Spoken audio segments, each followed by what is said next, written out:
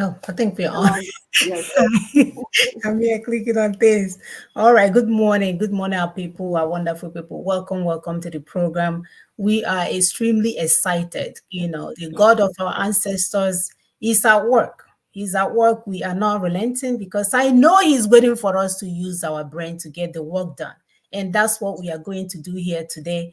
We are extremely honored to have one of our brothers, Ezekiel Dachoma. He's going to give more detail on, he's going to actually introduce himself, you know, because he's better, he knows himself better than I do. And we welcome our Hausa people, the indigenous people of the Hausa territory. We love you guys. We appreciate you guys. You can see we look like each other. It's the colonial masters that made you think you're somebody else and the other person is somebody else. We are all brothers and sisters.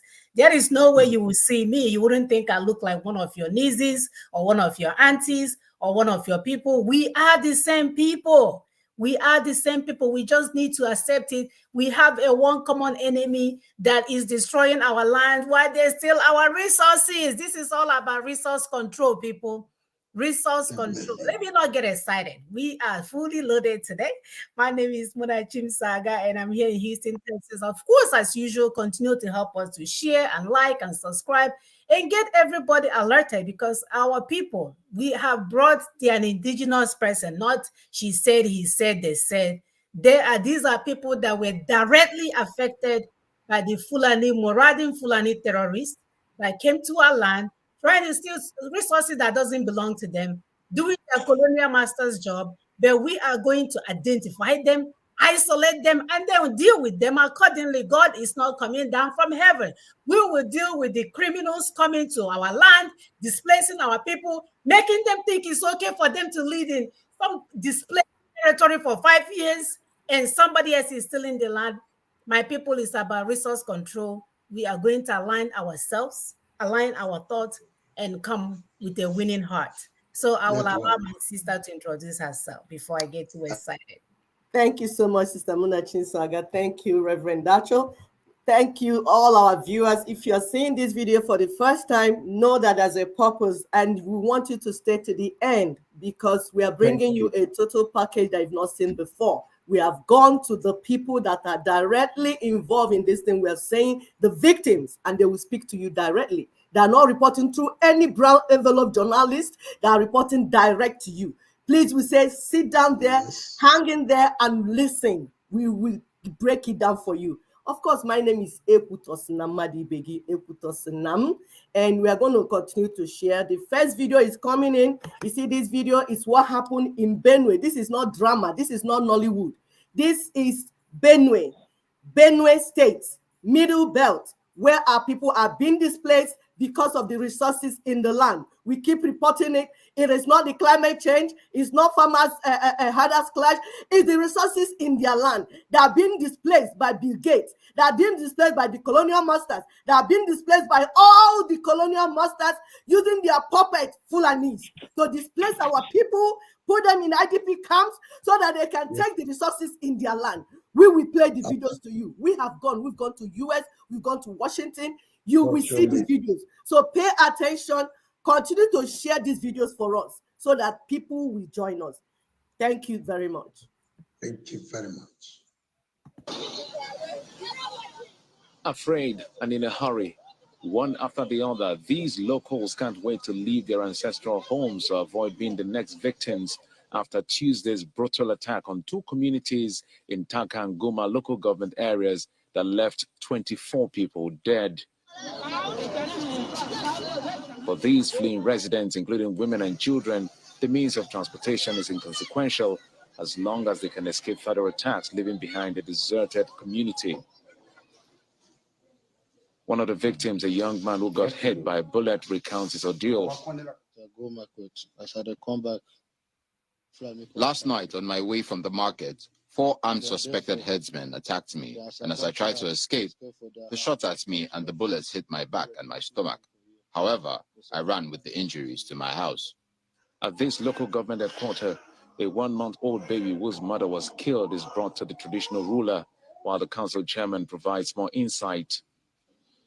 After they killed the mother, the person that brought the child said that they have killed his own too, and they are taking his own inside the room and rock it. When he was running, then he saw the baby crying. That is why he carried the baby and they brought to me. 12:30 to 1 a.m., I was called upon that the Fulani herders attacked Tier 2 community and a lot of people were killed. So it's so barbaric. We really condemn the killings in Benue State. While political and traditional rulers gather to chart a way forward, Governor Samuel Otom calls for greater action by the federal government to secure the citizens and asks the people to take responsibility for their safety. One day, more than 20 people killed. This is not right. I'll continue to say it. But I have told my people, defend yourselves. If you need help from me, I'm ready to give you that help to defend yourself. We're no longer going to keep quiet or fold our arms again to allow these people to continue to kill us in this manner. Although the police is yet to comment on the attack, local authorities say 16 persons were killed in Taka, while 8 were killed in Guma, the governor's local government area, with many persons now displaced, further worsening the already stretched humanitarian situation in the state.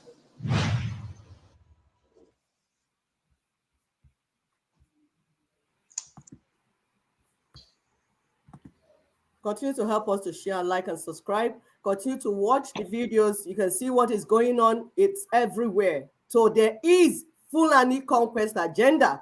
And anybody does not want to agree with this, we are not waiting for you to agree. Be you government, be you whatever you are, Christian, religious, whatever you are, we don't care. We are the people, the indigenous people, and we are the ones being killed, and we will fight. We will stand on our ground and we will occupy our land because the Lord said, occupy till I come, and we will occupy our land. We are here because the Lord placed us here and we are not running. Continue to watch and see what we have done so far and where we're going to do, what we're going to go next. Thank you.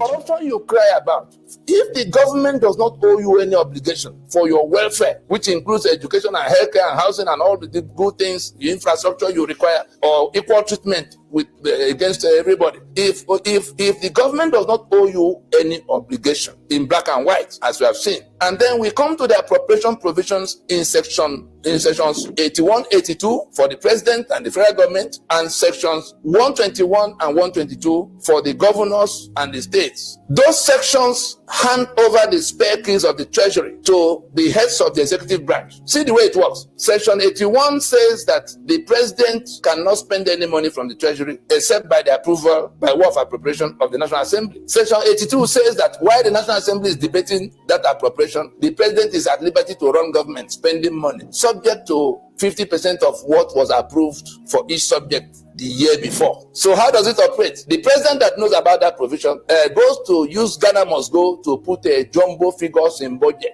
And so, knowing fully well that he cannot get more than 100 billion for education, for instance, he will put 300 billion for education. The National Assembly people know that no more than 100 billion can come, but they have seen 300 billion. They collect their money, they collect their own share of that fraud by way of Ghana must go. So 300 billion is written. The reason for putting 300 billion for education by a president that knows that he cannot get more than 100 is to create the threshold that allows him to take everything that comes under the 50% rule dictated in section 82 of the Constitution. As it is for education, so it is for healthcare, so it is for defense and all the other subject headings of the budget. The bottom line is that the president has the spare key to the treasury for all the monies that come in to take, pretending he's taken half of what, because he had put the figures that give him leeway to take everything. As it is for the president in section 81, 82, so it is for the governor in sections 121, 122, where the governor is required to go to get permission from state assembly to spend money,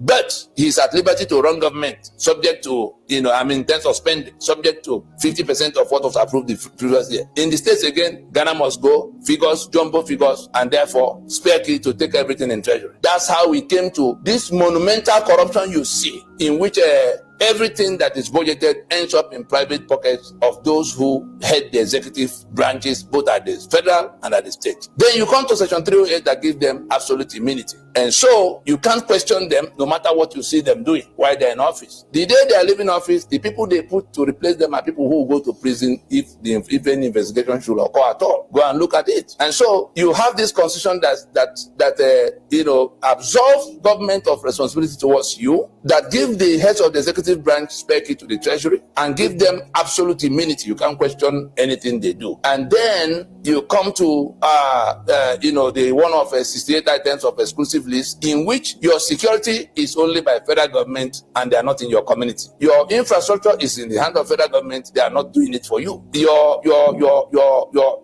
economic assets, including oil and gas and all the big economic ports and every other thing that solid mineral, everything that represents money is in the hand, if by that exclusive list, in the hand of federal government. Even the question of electing who will govern you. I'm telling you the things coming from that constitution directly responsible for the torment you live in. The refineries, you see every day petroleum prices come up and go up. The refineries are on that exclusive list. Until that constitution goes down, none of these things will change. Your security can only get worse. The infrastructure will get worse. If anybody tells you it's going to bring electricity for you with that constitution standing, that person is telling you lies, because the electricity generation and transmission is in the hand of the federal government. Now they say they've done amendment that put it on the concurrent list. How does it work? The federal government still have superintendents. The federal government can still override the state if they have an interest, because you can only do those things where the national grid does not cover. I don't know what they've changed in it now, but I'm telling you that the electricity you don't have is on account of that constitution. The roads that are not there is on account of that constitution. The railways that were not there is on account of that constitution. The refineries that are now, we are now buying from international, for a country that produces 3 million barrels of crude oil, for goodness sake.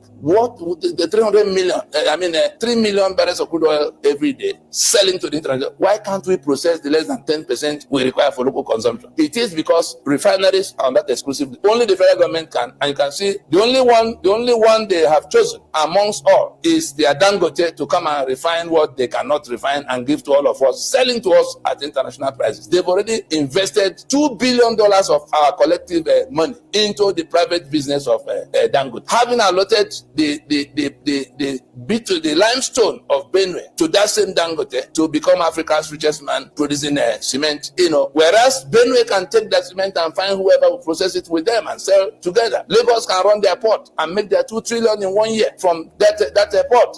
Those who own oil and gas can invite the people who have the technology to come and mine and pay royalty or taxes as we may agree. That is what the federation is supposed to be. So everything you lament about, including who will govern you, people sit in Abuja in the name of INEC, and whatever they process is what you get. If they leave you with a choice of you choose between armed robber or assassin or ritualist, those are the only candidates you have. Go and see the kind of people they process, and then that's what you get as governor. That's what you get as government. It is that constitution that did all of that in that exclusively. So that is what is coming. That is what is dictating what your government is doing. The constitution. That is the layer 3 coming from the top. We've seen the bottom layer. We've seen the next layer. We've now seen what is coming from the third layer, the constitution in that pyramid. We go one step further. The operators of that constitution, the ones who dictated what is inside that constitution, and who are the operators of that constitution, which you see as government down the road, is the caliphate. That caliphate is a power higher than that constitution, which is why they are urinating on that constitution as they are in power now. All of you can see it, that there's nothing you can hold them to in that constitution. They dictated what was in it when it was written, and they are operating it in the way they choose. It is that caliphate that has appointed the heads of all the arms-bearing agencies of government. They are the ones you don't see, but that is where they are. It is them that will appoint the head of NNPC, the head of NPA, the head of customs, all the revenue-generating agencies in the country. They are the ones who will appoint one of them, or whoever they have processed and found fit for their purpose. It doesn't matter what all of you are thinking. But take this map and look at who is manning all of those key points of the economy, who is manning all of those key points of security, who is manning all the key points of opportunity in the land, licensing for this and that. So it is that caliphate that is operating that constitution, and they are not accountable to you in consultation with their principal of the coven, the British Crown and the British government. That's the only one they have to defer to. And so we have now from that caliphate, the peak of the pyramid, the command, the control room of that command and control structure that goes all the way down to where you are suffering. And what you find there is the British Crown and the British government. Are you now surprised why your president, Buhari, practically comes to work from London? Are you surprised that they are summoning all of your candidates for election to come to Chatham House, which is like the front desk of that coven that has its inner chambers in Buckingham Palace, with number 10 Downing Street as the front office? Chatham House is the front desk in that front office. Peter Obi had been summoned there. We hear from the grapevine that Jonathan had to go there again because of the rumor, the talk about how he can become candidate for all of them. Look at the pyramid again. What you see is from the top, the coven, the principalities, that's the caliphate, the powers, that's the constitution they dictate, and the demons, the government you see. Every other thing you see, the governor, council chairman, and all the people tormenting you in your neighborhood are like familiar spirits in that order of evil. And so that is the Nigeria you are in. The reason we had to open all this up for you to see is that anything that will change your situation for electricity or for security or for equal opportunity, all the things you've been struggling to have changed in your life, nothing will change except that connecting rod called the Constitution, by which these unseen principalities, the principalities in conjunction with the coven from where everything is settled, are holding you hostage by the instrumentality of the powers they dictate into the Constitution, imposing a government and the rules of governance that you had no contribution to. That's how they got to seizing the keys to the spare keys to the treasury and giving themselves immunity and putting 68 items in the exclusive list. In that pyramid, nobody talks upwards. Everything command and control. The caliphate does not argue with the crown. The crown dictates to the caliphate dictates, consulting with the crown, the contents of the constitution. Coming down, the constitution dictates what your government does, and you are at the bottom receiving all of what flows from the top that now represents the quagmire you live in. Wow. Sorry, those that are watching us for the first time, so that you might not know how we do things here.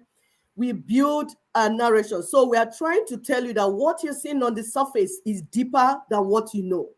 So that's why we're bringing And it it has nothing to do with God wanting you to die. No, it's not God. This is man-made. This is man-made. This is man-made. This is man-made. They have planned this thing over years, and our people did not know. They finished covenanting themselves in coven, put everything on top of our heads. Our people did not know. That's why we're talking about empowering the indigenous peoples of the North, because knowledge is power. The Bible says, my people perish for lack of knowledge. Our people did not know all these things that happened. So we went, research, got all the information, and we have taken it even to Washington, D.C., so that the people outside will know how this whole thing going on, how it was planned, how it's been executed, and our people did not know. Power belongs to the people. We know we can do it. We have the resources. We are the people. We are the owners of the resources, and we can do it. We just need to form alliance, and we have formed it, and we have put our hands together, because the enemy is common. And the enemy is small. The enemy is small. We just didn't know. So now that we have known, we know what to do. The template is on the table. Thank you so much. Continue to help us share, like, and subscribe. We are moving. Thank you.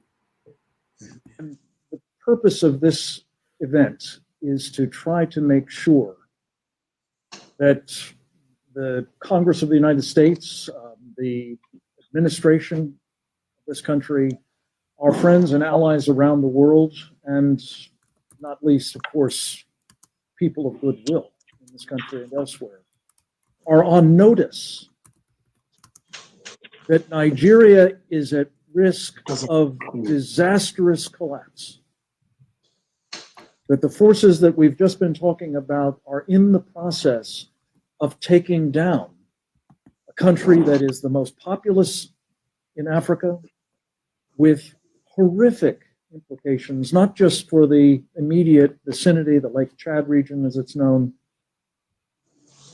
but for that continent and almost certainly others beyond. Congressman Wolf mentioned Bono, talking about a catastrophe that would make what has happened to Europe in the past few years, as a relatively small number of people migrated there with unbelievably chaotic consequences, look like a day at the beach by comparison. We're on notice. And the question is, do we have to wait until this horror is upon us before something is done about it? Or do we take steps now to try to prevent that? And I don't think any of us is saying that this is a panacea.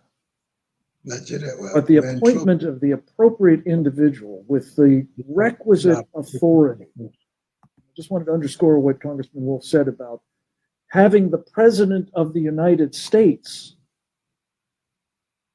essentially personally empowering Senator Danforth to lead the effort on behalf of our country to alleviate that situation. That has to be done again, and it has to be an empowering of a person with the stature and the capabilities needed to do two really vital things.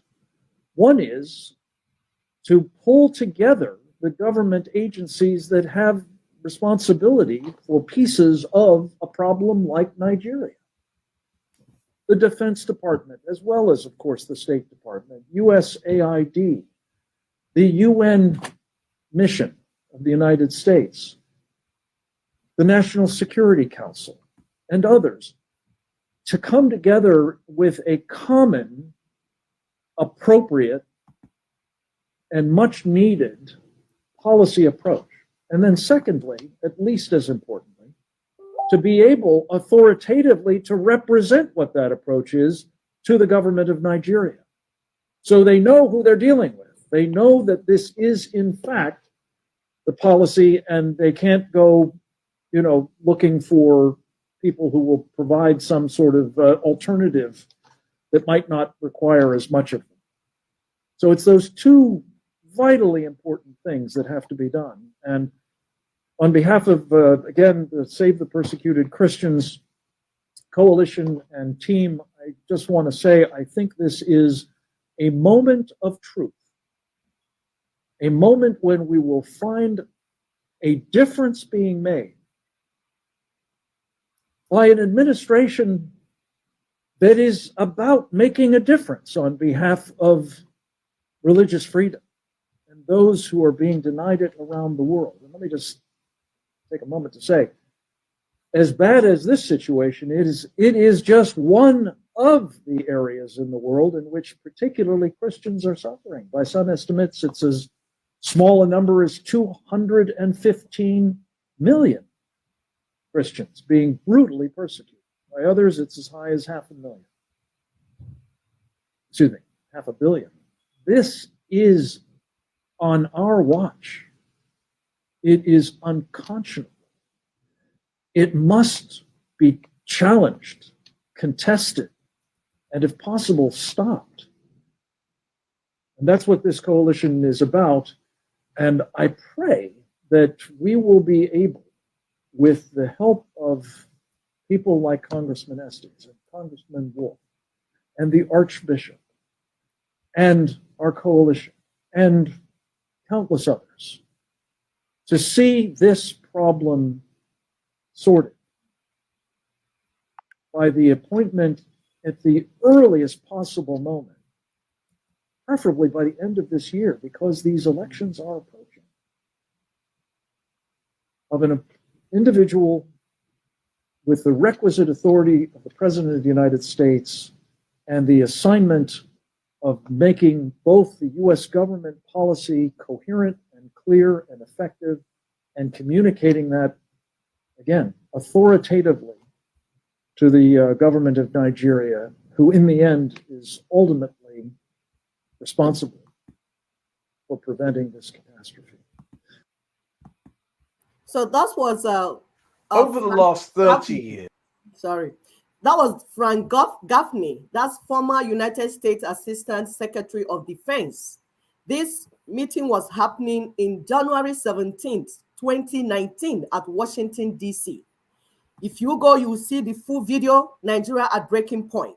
So when we realized that what we are dealing with, that the Christians being killed and massacred all over, was not just something small, that is a monster, we decided to form a coalition that involved all the stakeholders, internationally and nationally, locally, everywhere. So this is what we are bringing to you, so that when you watch the interview, you will understand the background. So this next video we're going to play is the Secretary General of Lower Congress. Is another group of indigenous peoples in Southeast, Mr. Tony Nnadi. He's also the co-convener of NINAS, which is Nigerian Indigenous Nationalities Alliance for Self-Determination. This presentation took place on January 17th, 2019 at where you call the National Press Building in downtown Washington, D.C., at a special press conference convened by the Mission Africa International regarding the incessant murders and mass killings of Christian indigenous populations of Nigeria, especially in Middle Belt region of the country, by Islamist Fulani terrorist militia. So pay attention so that you understand where these issues are being discussed. We are not doing it local. We are not doing it, oh my God, what do we do? What we do? No, there's template on the table, and we have gone anywhere that we need to go, and we are following the process. Thank you. To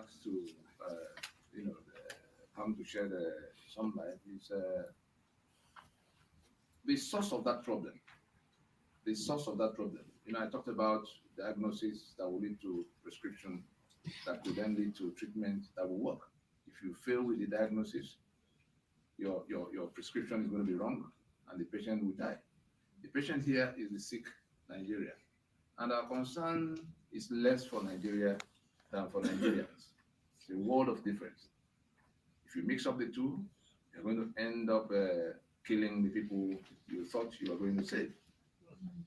Having listened to some of the things that have been said, even on this segment, what we have in our hand is a Nigeria that has become a rogue state. Mm. And the global Islamic movement has targeted it to make it their operational base for what they are doing globally, having been challenged in the Middle East. And it's not something that began last night. It's something that has come a long way.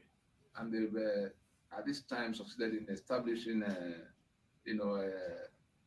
passage from where they have to relocate to where they target. And on the last page of the paper you have, you will see the map of Nigeria. The size of the problem is this, that to all this Atlantic Ocean, to the bottom here, on all these sides are ungoverned spaces. Chad, Niger Republic, Northern Mali, and most of what we call Northern Cameroon are just a satellite playground for what the one you call Nigeria. But that Nigeria collapsed in 1966 when the constitutions that brought them together, were overturned. And a rogue federal government emerged, operated by a caliphate. And when you hear caliphate, the Islam they put on it is to confuse those who do not know what it is all about. It's a political movement that grabs sovereign spaces and actually target the whole global, how much of it they can get. but they always require some launching, some operational basis in which they won't be challenged. And what's going on there is that they are found having hijacked that federation, the sovereign space, housing that federation that collapsed in 1966, becoming a federal government. I'm sure you hear about federal government of Nigeria all the time. Becoming a federal government in a situation where the federation had collapsed, but operating a unitary system in which they're in charge of everybody's bedroom. They've seized all the assets of the owners of the place. And the only thing remaining now, and that's where the urgency of it comes in, the only thing remaining now is that they are eliminating what could become future claims of the indigenous peoples of the area by cleansing them off. They've already finished the task in these upper parts that they've imposed Sharia. We have 12 states that simultaneously impose Sharia in a supposedly secular federation. Having done that, they also found their way to Government House. The Boko Haram you hear was just their mechanism to bulldoze their way to Government House. The day after the election, they went into the mission for which they got to that Government House, and that mission was to overrun the rest of this territory. And where they are now, if you look closely to the map, you will see the middle belt. You hear about Benue, Plateau, and all of that.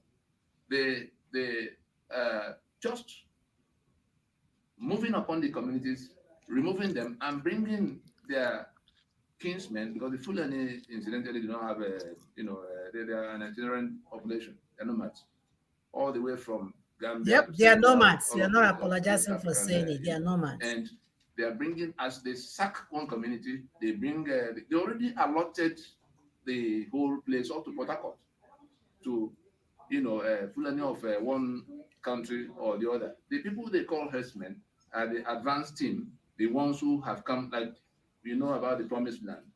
When they got there, there were giants occupying the place, and they had to be removed for those who came to take their inheritance. That's what they're doing now. The owners of the various places are being removed for those who say it is their inheritance. They actually tell us to our faces that the place was given to them by Allah, and they will do everything to take every part of it. They've succeeded in taking the assets of all the sites you hear about Niger Delta and the agitation for their oil and gas. All those things have been sequestered long time ago from the point of that collapse of the constitutional arrangement. And I call it rogue federal government because if you have a federation, imagine the United States, in which the constitution that secures everybody is overthrown by maybe not even any big state. California is big enough. Imagine if it were Long Island or some Maine in the northeast here that overthrows the constitution of the United States and becomes the owner of the whole of California, the oil assets of Texas, and all of that, and manages to impose a constitution in which you can no longer generate electricity for yourself, you can no longer police yourself, you can no longer elect who will govern you, because they have to do everything from the center. And in that kind of a situation, having secured that ownership permanently by brigandage, they now want to remove future claims by removing the human beings. It's ethnic cleansing that is called, and I'm sure we had a Danjuma chat. So if we do not realize that that's what's going on, we probably will be saying, let's go save Nigeria. It's not Nigeria that's into Nigeria died a long time ago. It's the Nigerians trapped in that space that are in trouble. And what can be done for them now is to recognize the reality of the situation and the implication for the global community. Because if they go beyond where they are now, they say they're going to election. You know what that election for? They want to get another 4 years to sweep through what is left into the Atlantic waterfront here. And what has happened on ground there is that somehow we've managed, in the organization I'm secretary to, we've managed to wake up the owners of the rest of the place to say, if we do nothing, these guys have been decimating piecemeal. It will come to you at some point. And when it comes, nobody's going to come to your aid. In a situation where if anybody's in doubt as to who is the source of the terror, the governor in Kaduna State, you remember the one on the Christmas Eve, they imposed curfew. People were not to move around. And everybody thought, well, at least for the period of the curfew, we could relax in our village. These people came from nowhere and sacked, they killed over 890 something people on the eve of Christmas. People who were getting ready to just celebrate the next day. And the governor, his response to all of that was to say, oh, that they went, that the ones killing were Fulani from outside area. Okay, I'm gonna stop sharing this video. We'll post this video in its entirety. You can see there's a game going on. There is a conquest agenda going on, and someone is helping them to achieve their goals. And our people are sitting there thinking it's something that we have to pray to God about. No, it's something that we have to strategically displace the Fulani's agenda. Strategically displaced the Fulani agenda because they are not there to be your friends. They told you that their Allah has given them that land, and they will do whatever it takes to get people, the indigenous peoples, out of the land. Whether you end up in IDP camp, it doesn't concern them. Whether you die in the midst of it, doesn't concern them. If they really care about the people, why are we not returning our people to their indigenous lands? What the hell is IDP camp? People have land. There are lots of resources in their land. You want to confine them to an IDP camp so that you can come there and play the Lord and Savior by bringing them peanuts. It goes back to our topic today, empowering the indigenous peoples of the northern Nigeria. Please, before you get to the introduction. Yes. So what the video just that you watched, we took to all the powers that be, because you have to work hand in hand in collaboration to defeat an enemy. This is warfare. The Fulani, they are not playing with the indigenous peoples. They didn't come to eat, drink miya and kuka, or eat, drink fla de nuno. That's not what they came. The strategy, they know what they're doing. It is land grabbing. So they come with their political movements.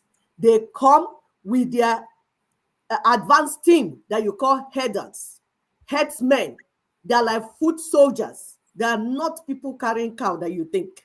It is not climate chasing them. It is work that their ancestors sent them that are coming to do. So Nigeria, they have already conquered Nigeria.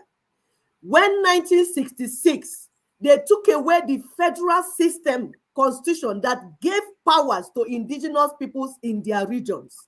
They took it away and brought what you call unitary constitution, aka 1999 constitution.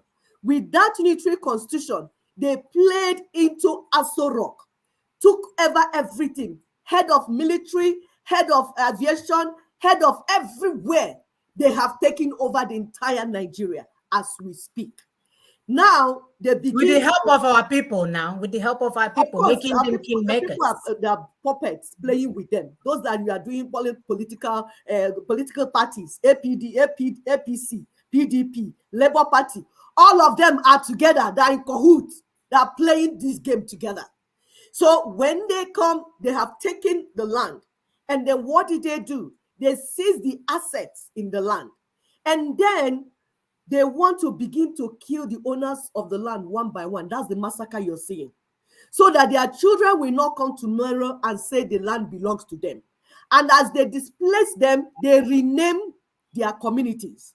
So that tomorrow, nobody will say this land is their land. It is a complete work. And this has been done before. So you guys are not the first people.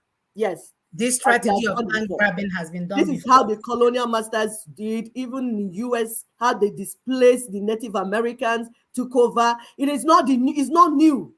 The white man has been doing, white man and the Arab, the people who call the descendants of Ishmael and descendants of Esau and descendants of whatever they call the name, they have been doing this, displacing the people, taking their land, destroying them, and renaming their land. So what we are dealing with is big. Want us to understand, but we are bigger. because the God that sent us and gave us the land, the indigenous land, is bigger, and he has sent us. So I'll allow my sister to go. I will just say it for those that are seeing us for the first time, because they might not understand where we are going with this interview. We have put the background information. We're now going into the proper interview. Thank you so much. Thank you, my sister. Thank you so much. So our topic today goes empowering the indigenous peoples of northern Nigeria. According to Wikipedia, at least 17 rural communities in the region of Bokos and Bakiladi were attacked on December the 23rd and 24th of 2003, which left at least 200 people dead and over 500 wounded. The attackers, the so-called Marudin Fulanis that we know that is on conquest agenda, they are not hiding it. They are not apologetic. So why should we be apologetic? So these attackers who use guns and machetes, they will burn the houses and other properties, as well as burn even our dead people. So till now, no group has claimed responsibility for this massacre. But we have government. Our president is supposed to be the chief security officer of your safety in Nigeria, and you can see they don't care. They don't even know what is going on. Their friend will come out and say, oh, are they asking for 20 billion for kidnapping? Please give it to them. I'll go to the forest and hand it to them so they can be quiet. Everybody will tell you, let's pay them off. Really? So as the Nigerian or the Christian leaders in southern Nigeria continue to compete for who will own the biggest private jet, because we see them, it's all about tight, give. As they compete for who will own the biggest mansion, auditorium, why they abandon our Christians in northern Nigeria that are being massacred on a daily basis by the Marudin Fulanis. Our brother is here today. He's a victim. He's a first eyewitness. He saw this in life and direct, still seeing it, because he's in tandem with our people, trying to help them in the midst of their trauma. As we are speaking, people that are being displaced, nobody have checked their mental health. They are being traumatized and re-traumatized over and over again, while we claim to be praying to God in our so-called Nigeria. So today we will hear directly from our brother, Reverend Ezekiel Dakoma. I don't know, Dachoma, brother, I don't know if I'm saying your name right. I will allow you to introduce yourself at a later time. He's a coordinator. He's also a prayer warrior. He's also coordinator of Church of Nigeria in Nations. He's here today. Like we said, he's a first eyewitness, a first account eyewitness. He can tell us the horrible and horrific days and nights that he had to endure in order to help our people go through this trauma. We also have brothers and sisters in the background that will come and share their personal trauma of what they have witnessed just because they decided to answer in a country called Nigerians. We are Nigerians. That's why we are having all this pain and suffering, because we are one Nigerianist. The Nigeria that was put in place by a colonialist to destroy us so they can steal our resources. So we'll have the opportunity to learn from the history of people who over 200 years ago welcomed the Marudin Fulanis to their communities, and by implication, Nigeria, with kindness, and how it has ended up for them. But help is on the way. Template is on the table. We just need to know what to do and then do it. There's a way to isolate. We have identified the enemies. They are called the Fulanis, Marudin Fulanis, Marudin Fulanis. We are going to isolate them now that we have identified them, and then deal with them, contain them, and deal with them accordingly. We are no longer, I don't care if they married your aunt and your sister. We cannot sell our whole indigenous land because your brother married a Fulani. Who cares at this point? Because they are killing our people. The safety of our people is paramount. When our people are safe, then we'll talk about, we don't hate people. We're saying that we're not going to accommodate your husband Fulani while their other brothers are killing our people. We are not standing by the roadside while you guys play that games. Let me not get excited. Our brother has been waiting so patiently. Let me allow him to introduce himself. Brother, please unmute yourself and give us some introduction so we can get started. Go on, Pastor Reverend. Yeah. Sir, unmute yourself, sir. May have to think I can. Then pull up the all Okay. fine. We give God the glory because of what God is doing. He's opening our eyes to know the scheming of the evil one in the land. And we're able to understand very well the scheming of the enemy on the land. This thing that is taking place is started right from before. The year 1904, 1804, it started a move trying to take over the entire land through Danfodio. But the power of Jesus Christ, through our forefathers, were able to stop the movement of Islam from the north down to the coast, the middle belters. My name is Reverend Ezekiel Dachomo, popularly known as evangelist, a traveling evangelist from one country to another in Africa. And I'm married with a wife, Jessica Ezekiel Dachomo. She's right now preaching in another church. If not, she could have been here with me. And I give God the glory because God is sustaining us. In the midst of crisis, God is always there to see us through. Able to stop the movement. And here comes a generation that they want to complete what their forefathers has left for them. They want to claim Plateau, Benue, Nasarawa State, or the Kaduna, Niger, by force, moving down to the east, to south, using government machineries to marginalize us. In every year, even in our village, you will discover when it comes to recruitment into Nigeria Army or police, is the Fulani horsemen that have overhand. Once you are bearing the name Muhammad, you are bearing the name Ahmed, nothing will stop you from having access into Nigerian Army.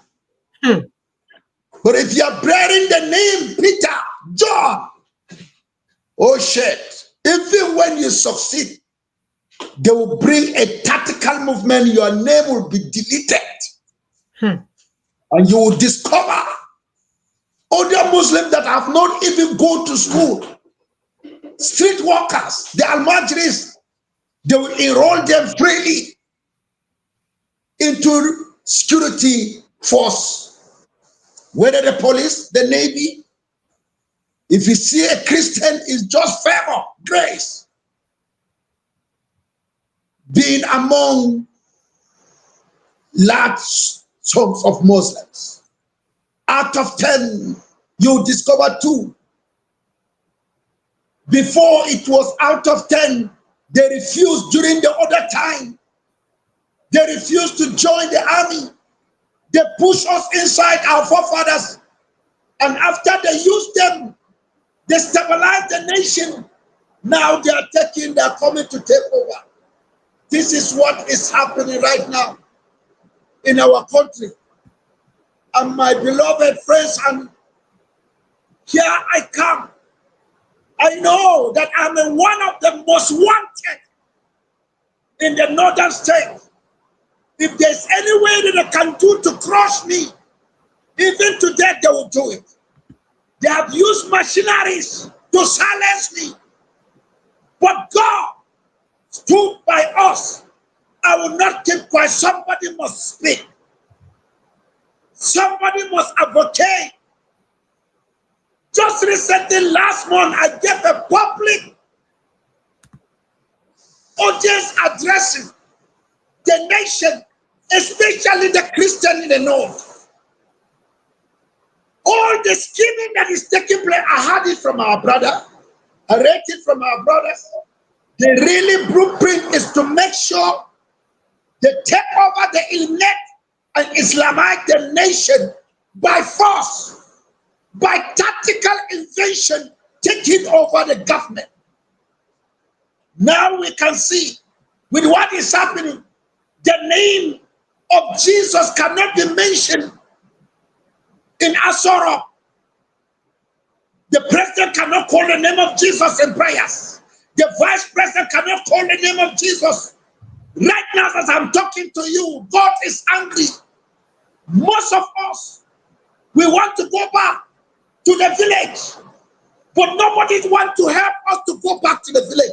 That is undiluted truth. The government is adamant. They are under threat. If they would do something for us to go back to the village, their leadership is under threat. And the truth is that they will give them no peace. So the best thing that they have to do is to play softly while some of us in the village are suffering. My brother made a statement that when they came, they were changing the names. They were changing the names of our villages, our towns into their dialect. Let me tell you, as well taking place, Dogonawa will change that name completely. All the villages, my village ring, they say it's Macau. And all they are trying to change it, Kafi Abu. These are all Islamic dialect. And because we stood on the ground, we need your prayers. The entire elders of the land have to change the name. As I'm talking to you right now, I'm in Barkiladi. Up to the Senate, the reps, our senators, our House of Reps have tried their best to change the name of Barkiladi. It's before it was just a little town of mining meeting point. And there's a woman that was cooking food. They just make the name in her name, Ladi. Barki, had the village belonged to her. Now we have tried up to Senate Rec to change the name to Gol local government. All the Islamic senators, Islamic, Muslim, rest members, they gang up. And they shoot out that bill. But other places' names were changed. But here, no. That is how we lost that bill. But when it comes, we are saying God within us. But officially, there still remain that name is Barkeladi. That is colonialism movement, marginalization, putting somebody into bondage. And let me tell you something. It reached a state that started to stop us. At the point in time, they don't want us to go out to preach the gospel. We have to sacrifice our life with a slogan, to die is gain. To live is to preach the gospel. And that is what we are doing today. Nobody can stop us. Because they know we are standing on the ground. All this is about land grabbing. Look at the people that are brought in here. They are leaders in their community. Immediately they burn the village. I've sent the pictures of all the houses, fact findings to present. And you see what happened. Immediately they chased them out of the village. I have to mobilize more members from the town. Those that have vehicles to move down to the villages. Come and see children in the bush. Running helter-skelter. Come and see women. In the night. Because the men of 24th, while women were cooking, some are plaiting their hairs for Christmas Day celebration. the young one there bathing their hair, the children for next celebration. Some women were able to fry their chickens, made for the celebration. Some they were on the way. In that instant situation, not knowing the Fulani terrorists has surrounded the villages. That day, over 20 villages were attacked.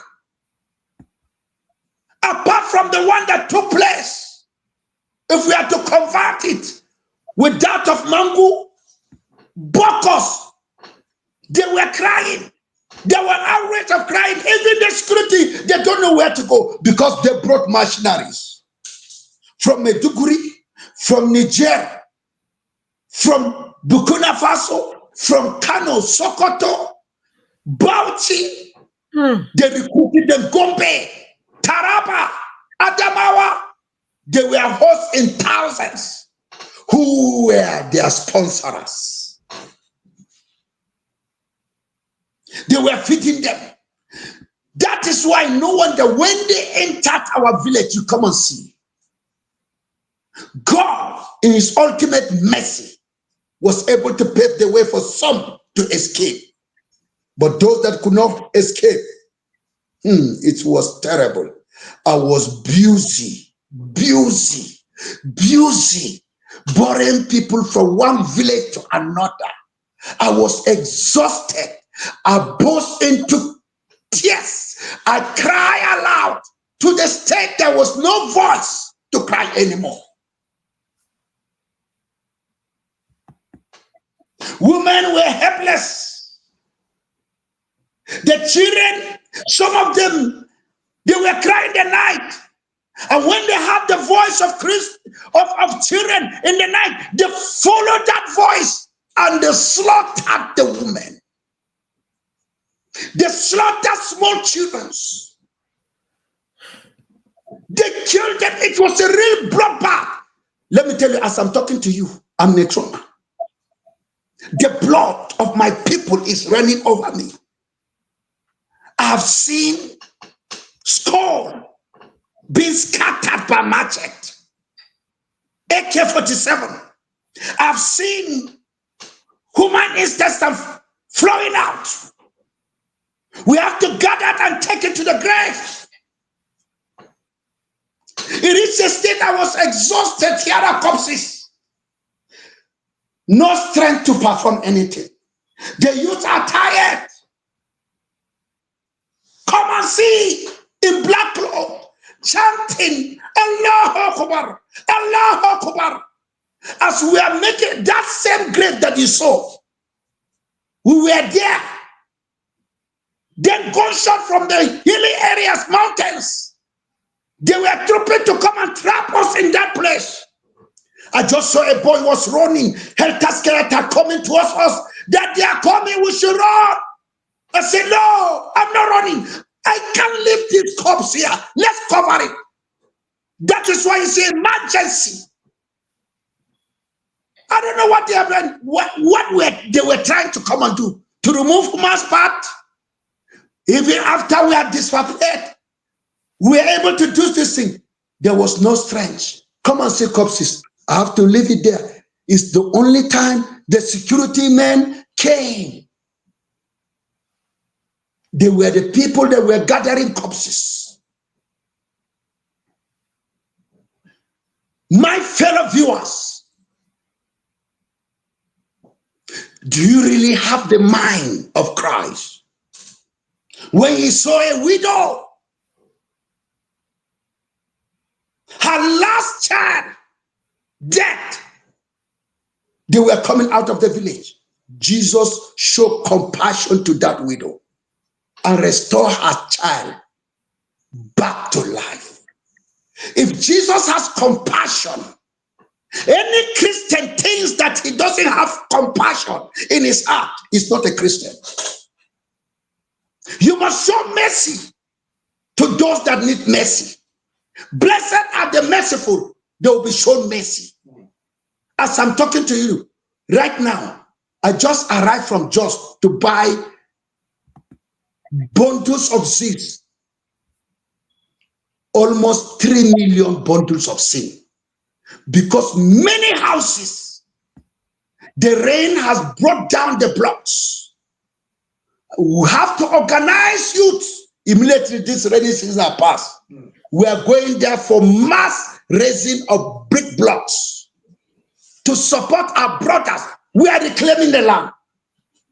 I told the government nobody can stop me from leading my people to go back to take over their land. With your prayer, we must survive in Nigeria. I told the whole Christian the North, be ready for self-defense. And they wanted to arrest me, that my preaching was insertive. I said, it's better for me to be in prison than for me to be outside, moving from one village to another, performing burials. I am tired. We invited somebody to show me. He said, this pastor, he needs a prayer. He needs a trauma healing. And he was right. Come and look at butchers that are slaughtering animals for people to eat. Many of them, they don't find it easy because they have been seeing blood every day. They are very harsh. But what of my own? Animals, not animal blood, but human blood. Some their legs were mutilated, some their hand. Come and wipe out. No secret Christian is there. Mercy, wipe out. Come and see villages in those places. Map out. Many villages that I could not even find time to mention. But people, the Fulani has taken over the irrigation rivers. Our parents' bananas.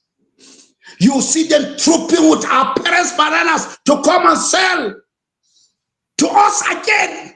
Our women will be buying what belongs to us, buying what belongs to you. This is what is happening, that the whole world doesn't want to. I was invited to Abuja to be cautioned that I should not be talking about this that I'm inciting. That this government is new. From Asorok a message came. The police has to play it down. The question is, if we don't speak now, we'll never speak in future. If some of us are not ready to die now, our children will die or they become slaves like in Egypt. In which right now, our children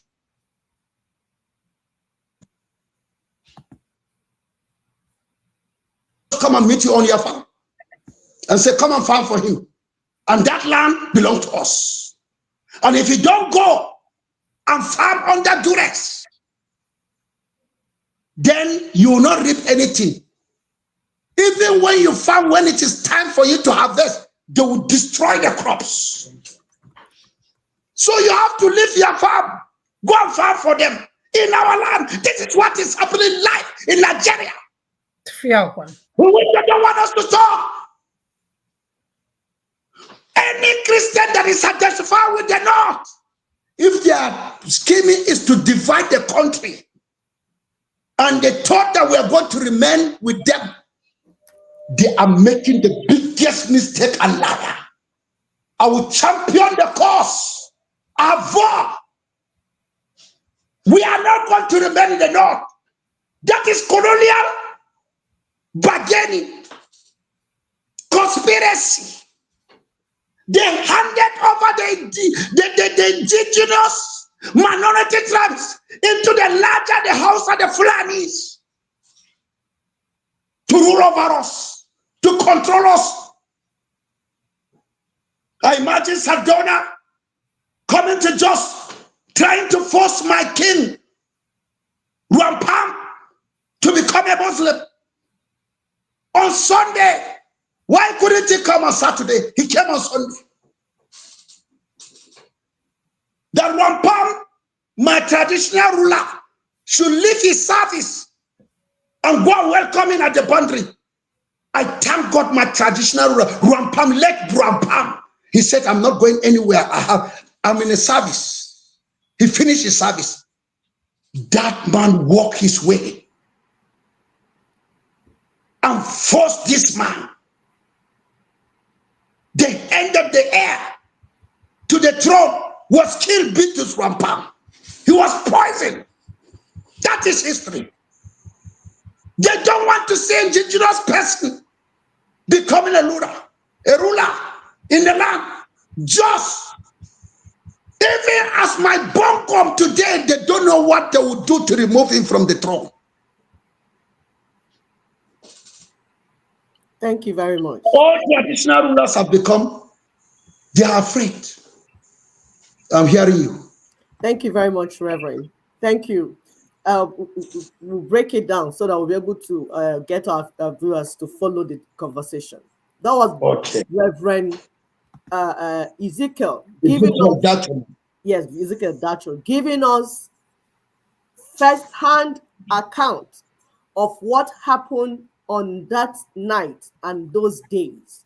So we're saying that on the eve of Christmas and Christmas Day of 2023, while the people of Bokos and Barakin Ladi, like other places in the world, we are busy frying, boiling, roasting, cooking, enjoying all manner of delicious foods. Catastrophe hits. Yes, you heard me right. It wasn't an earthquake. It wasn't hurricane. Neither was it tornado. It was Fulani invaders in furtherance of the well-known Fulani ethnic conquest agenda, disguised as jihad, just as it was done in the version by Usman Danfodio and his militia about 200 years ago. So our Reverend has broken it down for us. While he was talking, we are showing you the videos. The thing we like about them is that they have a record. You can see list of victims. Everything recorded. This is a lesson for those that say they're doing Biafra in Southeast, where they're killing our people, the indigenous peoples of Igbo land. Nobody has record. You people will just go there. You are doing freedom, freedom, freedom, and they're killing children. No record, no nothing. Because people don't know what they're doing. They just want to dupe our people. But see here, there's record. Because all these things will be taken into account in every conversation that we're going to have. We showed you pictures. You see them burying their people. You see people, houses destroyed, burned. There were some pictures that he sent that we could not show here. Human beings roasted like yam, fat yams. Oh! Yeah. That the so-called YouTube and Facebook will say, oh, no, don't show, bring down. You see that grave? That thing you're seeing inside there is human being, not log of wood. These are human beings. So, and while we are doing all this is burning and happening. People are busy. It's private jets. Bring offering, bring tithes. Yeah, who has big house? Who has big auditorium? Look at our people. They're already rebuilding with old zinc. This is what indigenous peoples are going through. And they have people representing them. And they have governors. And they have this. And have senators. Have that. They say, and you live in a democratic society, they told us. And you say you live in a democratic society. You're there fooling around. Oh, my sisters. This thing that is going on, we are not going to pray it away. When as Christians you pray, God will give you idea. God will give you solution. God will give you strategy. You will execute it as a human being. Stop playing games. Stop playing religion. Stop playing religion with the lives of our people. People are dying. We're not playing that game anymore. Thank you so much, our father, Reverend Ezekiel. We appreciate you broke down everything. We want to take to the next level. We are bringing the third question. The indigenous peoples of northern Nigeria, of course, which are made up of Christians, Muslims, traditionalists. Yes. They are peace-loving people. I know you mentioned something like that a while ago, but we want to break it down very well so that people will understand what we're saying.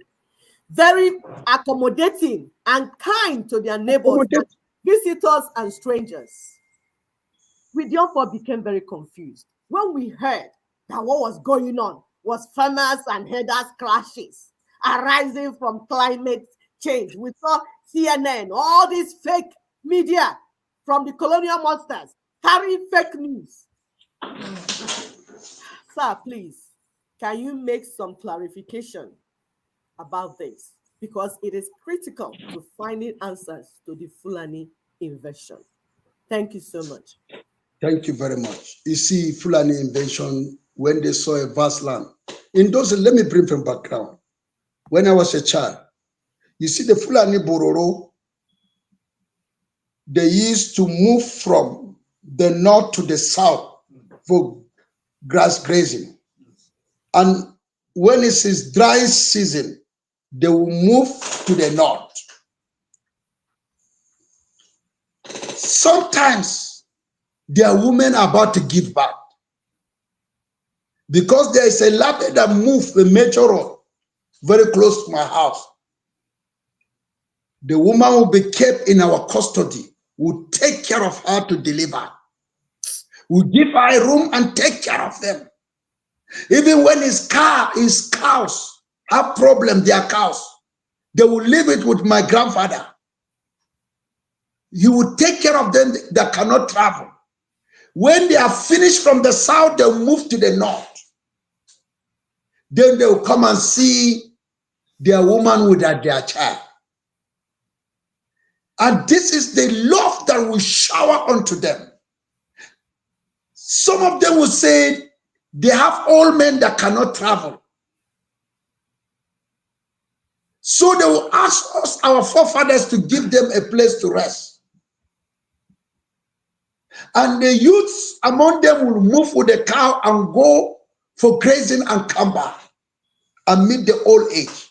From there, in that relationship, they don't farm.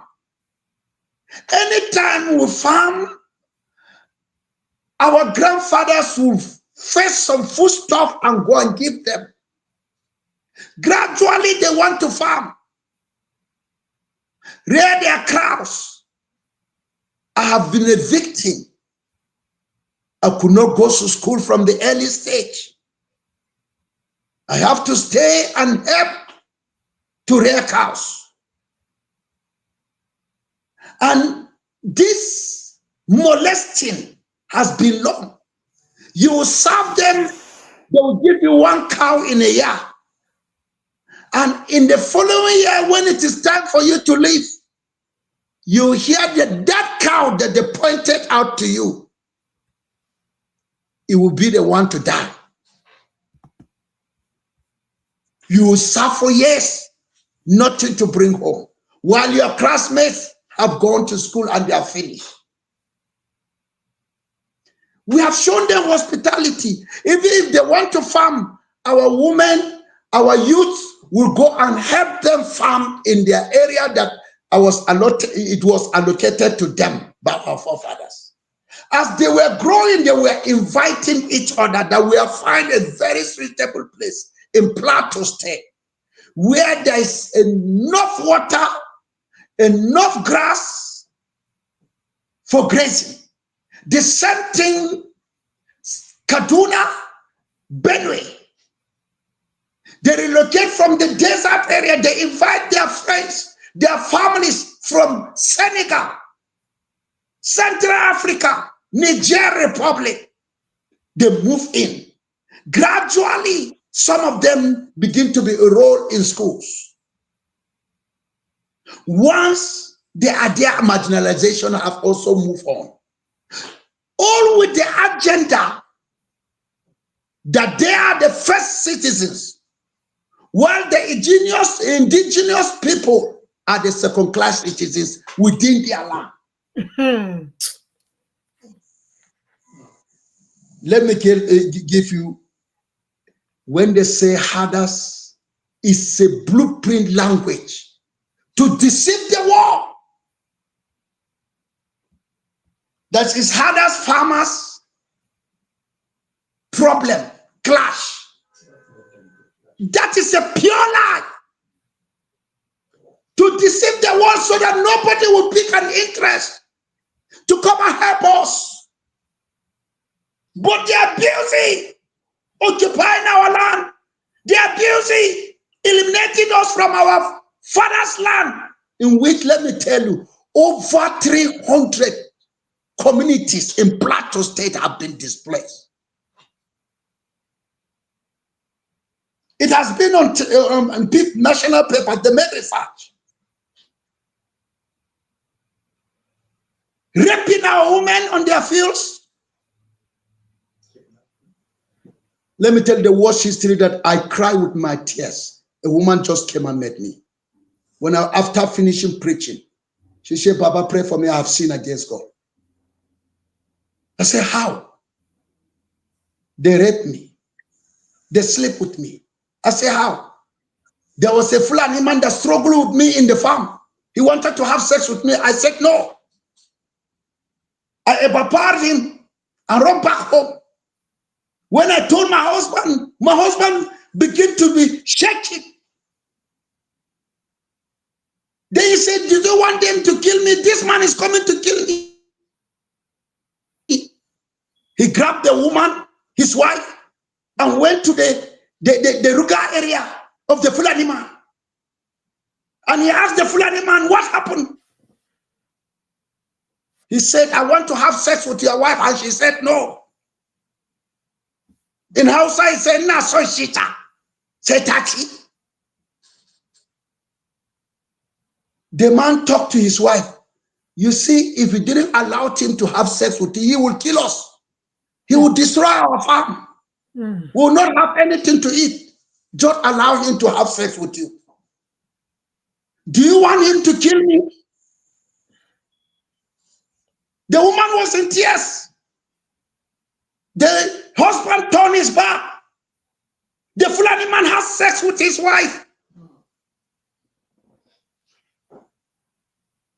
The woman was crying. And he asked the Fulani man, is there anything again? Look at the level of how our men have become like women. Look at what happened.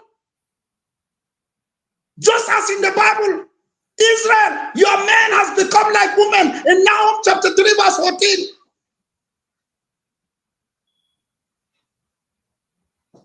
Then the Fulani man said, I'm not satisfied. The man said, what will I do again? He said, say thank you. And the man said, thank you.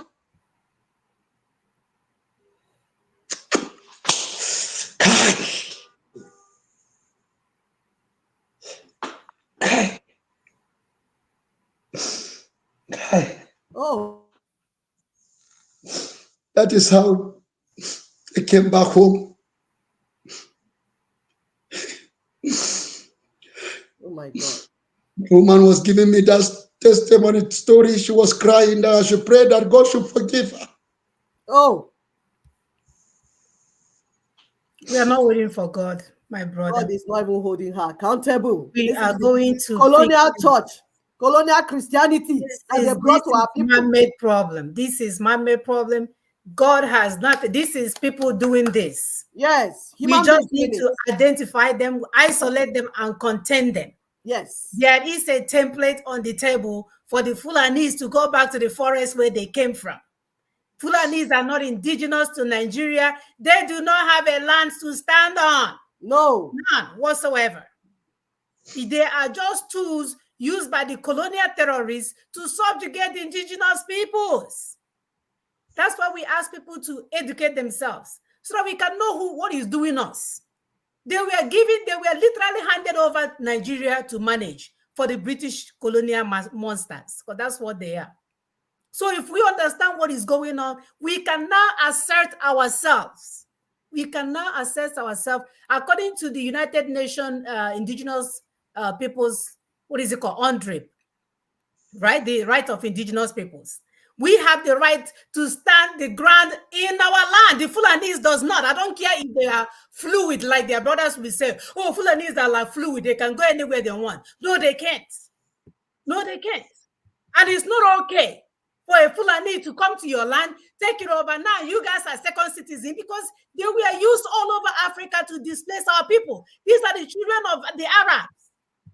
They were never like us. People will say they are not like us. They are not like us. And we're not going to apologize for it. They are not. They came to steal, kill, and destroy. Nothing else. And now it's not enough that we welcome them to the space called Nigeria. They want to take it over and subjugate our people that are dark skin, and because they are lighter skin in our own land. It's not okay. It's not okay. Go ahead, my sister. Yeah, I can take question 4, my dear. Are you able to?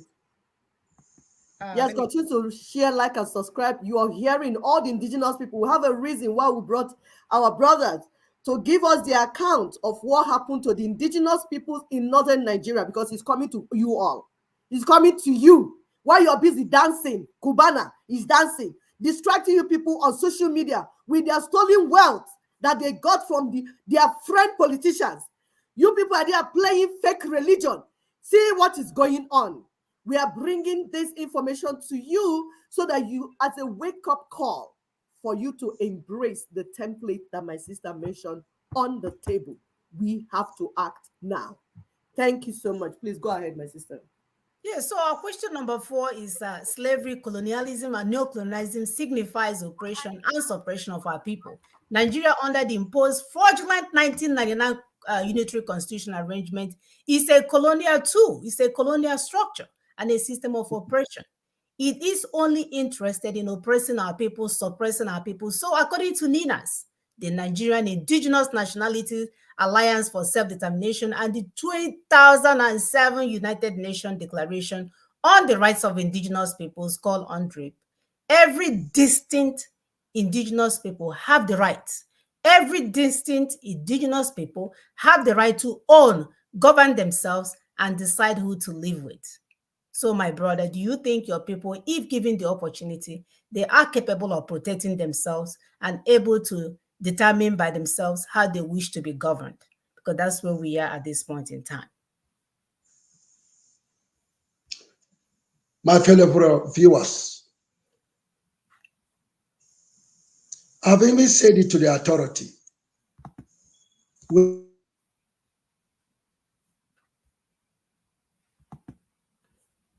Okay, so we are having an audio issue. Let's give him a few minutes. My brothers and sisters, we can see what is going on here. Our people are being tortured. You can imagine the mental trauma that is going on there. Imagine a child seeing the stomach of her mother on the floor. Imagine a son seeing the brain of his father on the floor on a Christmas day. They're supposed to have curfew. They trick them into thinking everything is okay. Oh yeah, go and have coffee, go and prepare for Christmas. Nothing is happening, only for them to take our people on our ways and destroy all of them. Go ahead, Brother Ezekiel. Go ahead. Go ahead, sir. Your network. You see, they will attack a village. Well, I'll use one to go and use whatever they have. Sticks, matches, local one. They'll be arrested. They'll be blocked. But come and see Fulani walking around with AK-47, moving around in their freedom.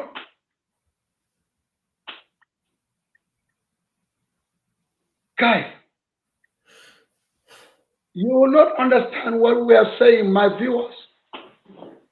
As I'm talking to you, they have allowed us to farm. They will allow us to harvest our crops. But they are coming for attack. When they come to our village, they loot whatever we have. Even if they see your house has a strong door, they will remove it to their area. If you zinc your house, you roof your house with new zincs, they will clamp on it and remove it to their area.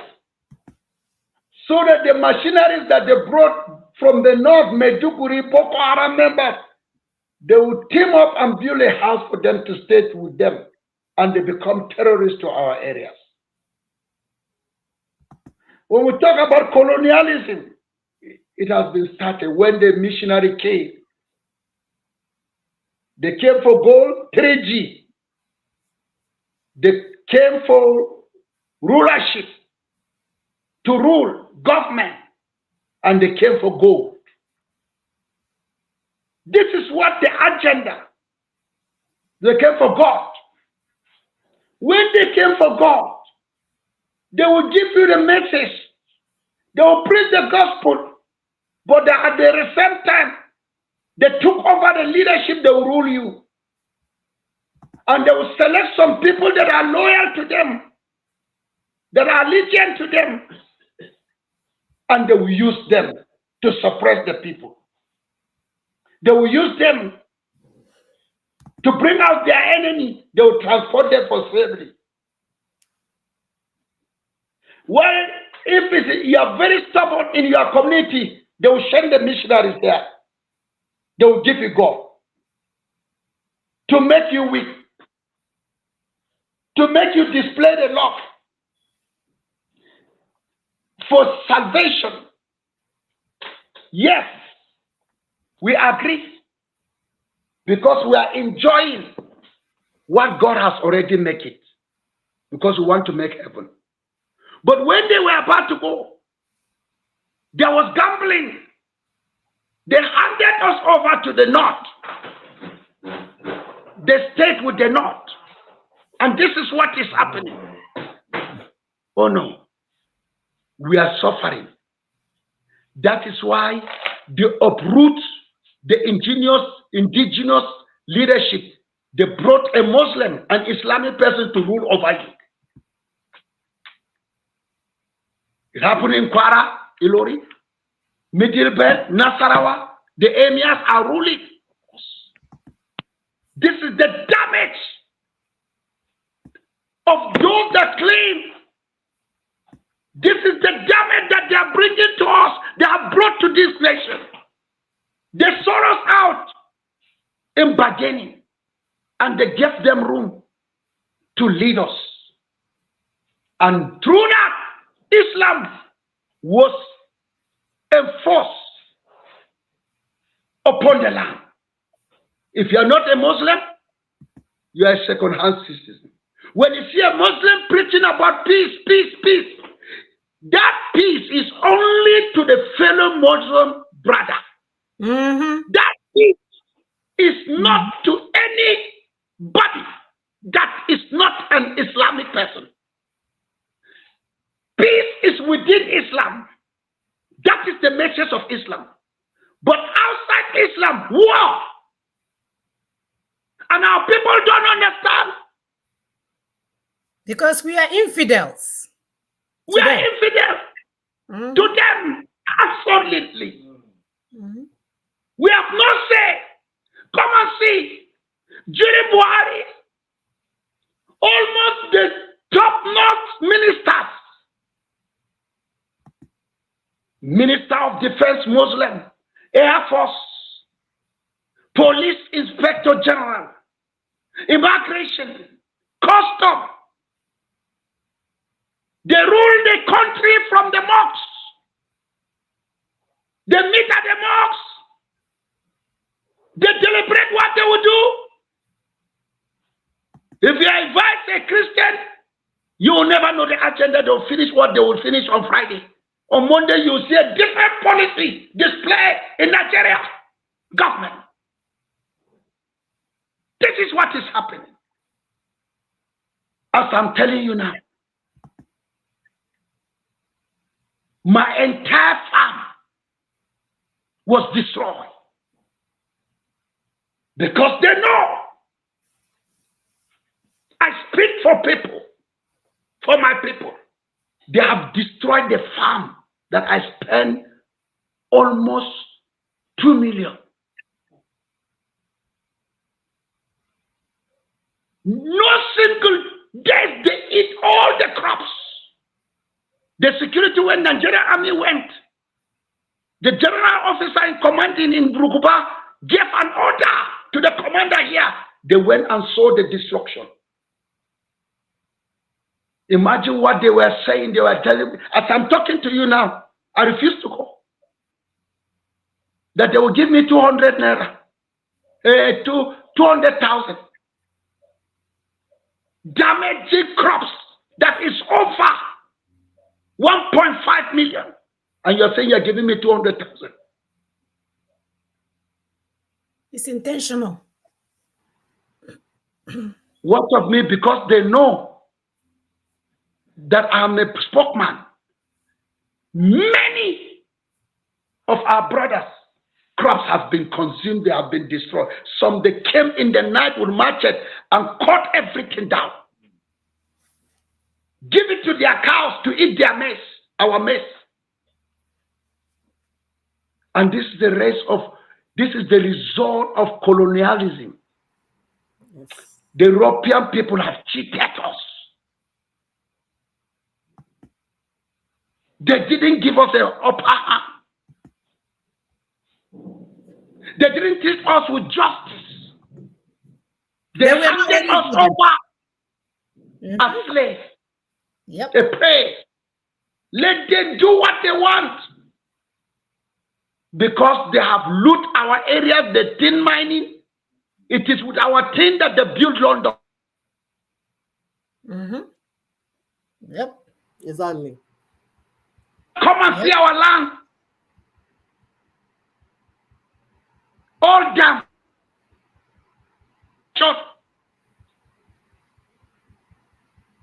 If the European people is falling in the hands of the Muslims, because they are the Lord. Again, so that they will not pay them right. Even if they pay, they are the one to enjoy it. My sister, if you don't stand for us and help us to defend ourselves, one day we are moving towards to become, it's no more a Christian nation, Islamic nation. It has now become even tourist.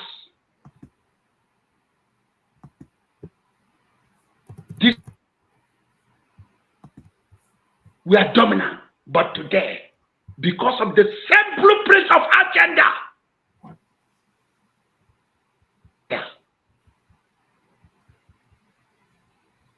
let me tell you something.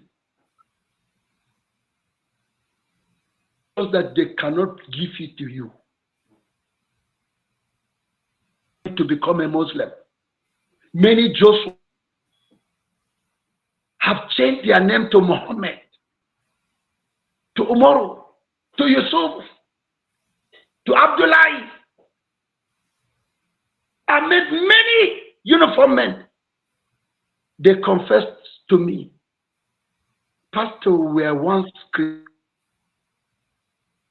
See my name, I have to bear it. If not, I will not walk. There will be no promotion for me. They will not assign me to a place where there is crisis. They will pause it.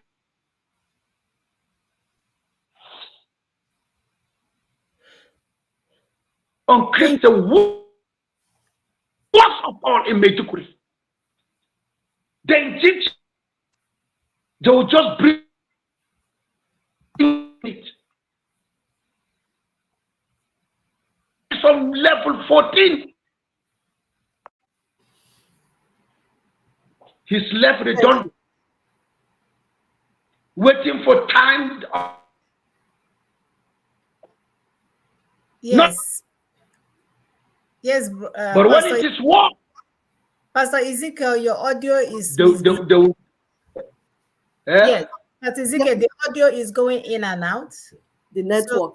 the the network. So battery. the audio, Eh, audio. Yes. So So maybe it's time for us to transition to okay, instead of video. Maybe that will help with the. into you.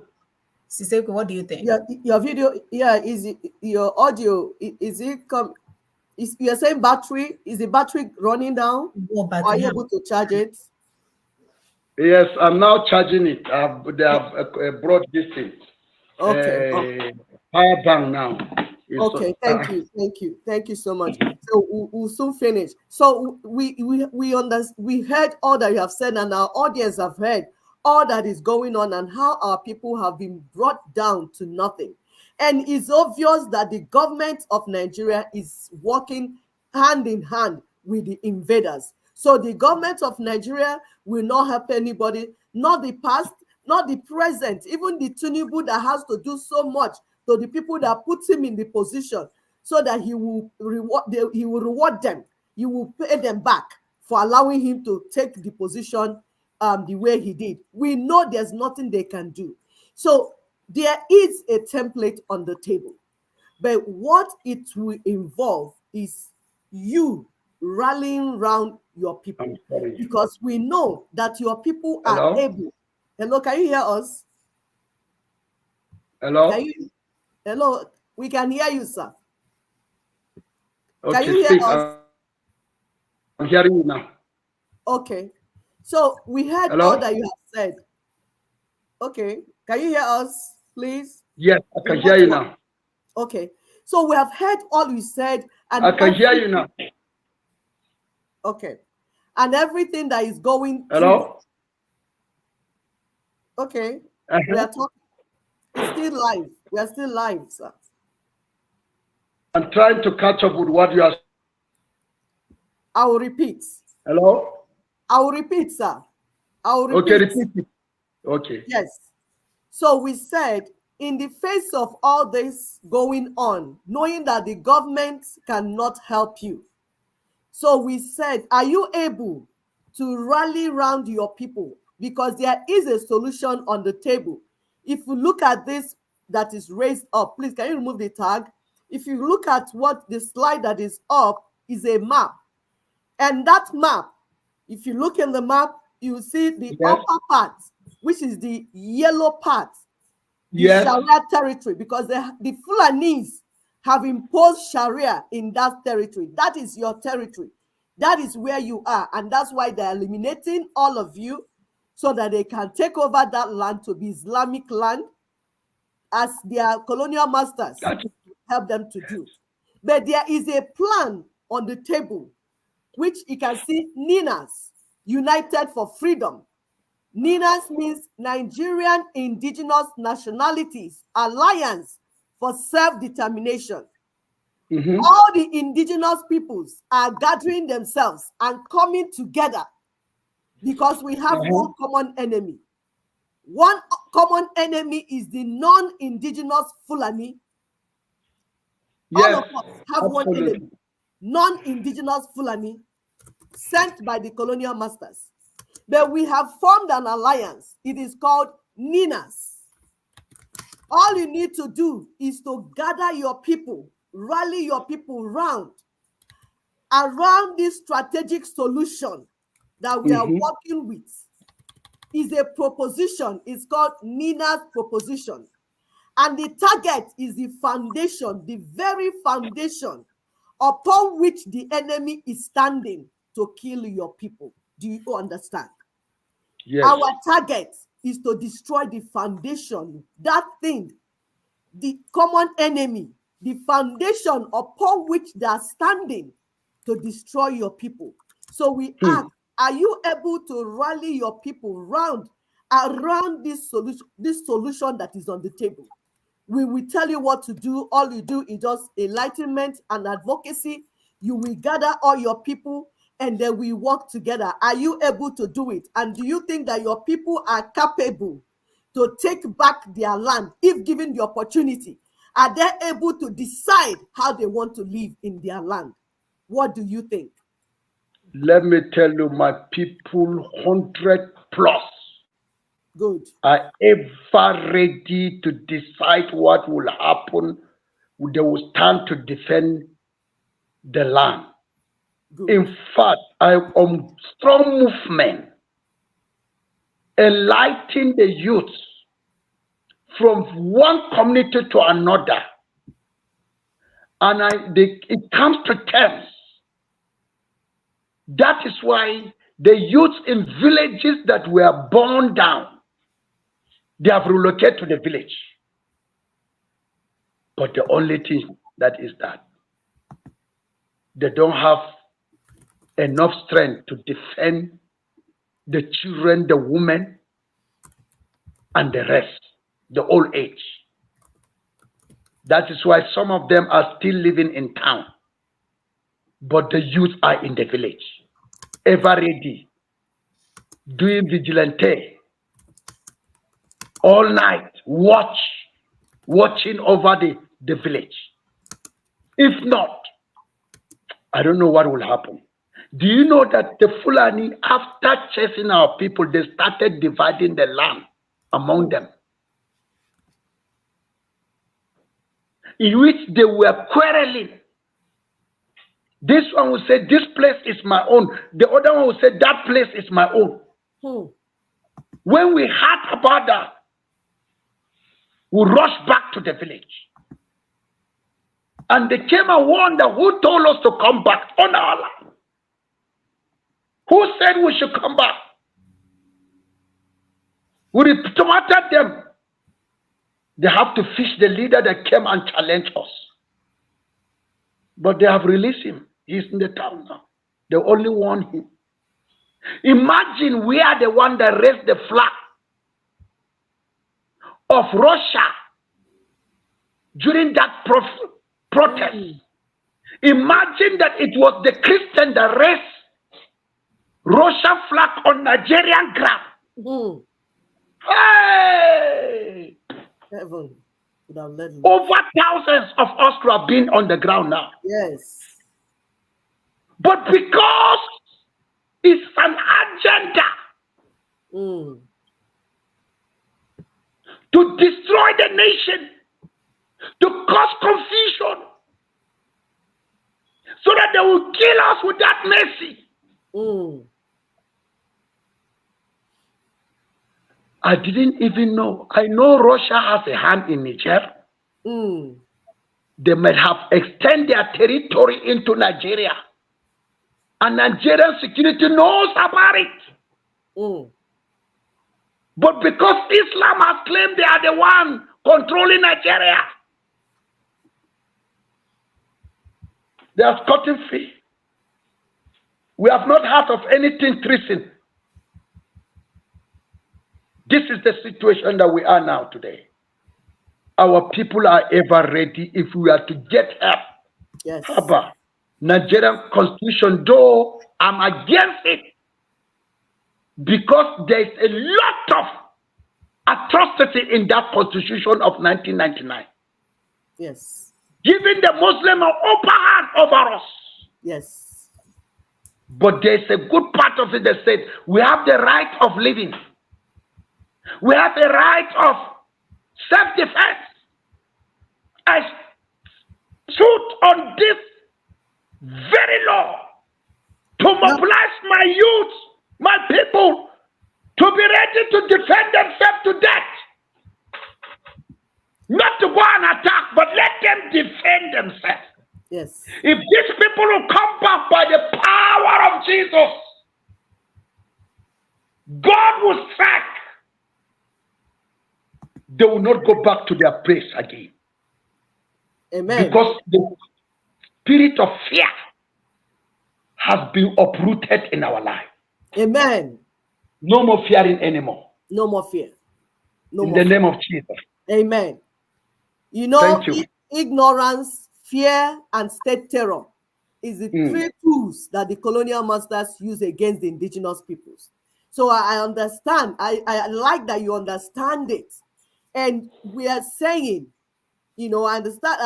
I'm happy that you understand that self-determination, self-defense is part of self-determination.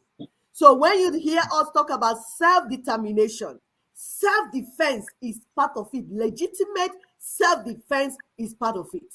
So I'm happy that you're willing to enlighten your people so that hand in hand we work together to eliminate the enemy.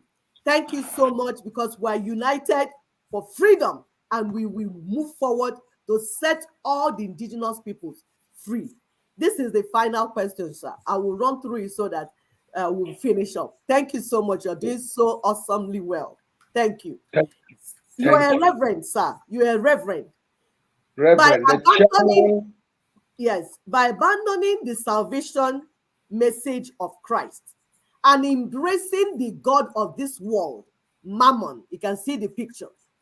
Would you say that the Nigerian church as an institution has failed you, failed Christians and Muslim communities, and even failed Christ? What can you say about the Nigerian church as an institution? I did be you follow my Facebook, you could have seen what I've been saying. Many Nigerian Christians have enrolled themselves into occultism.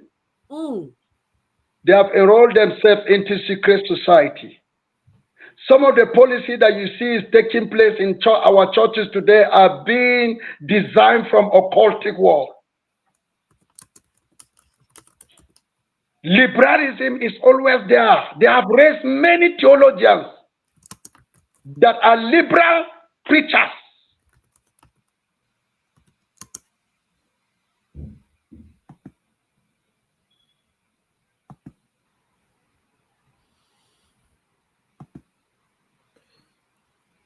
Okay, it has gone, the network is bad again, and I think we'll bring the interview to an end if we are not able to hear them anymore. We know the network in Nigeria is horrible. So we can say, because we had some conversation with him before we came live, when he was lamenting that the Church of Nigeria as an institution has failed them.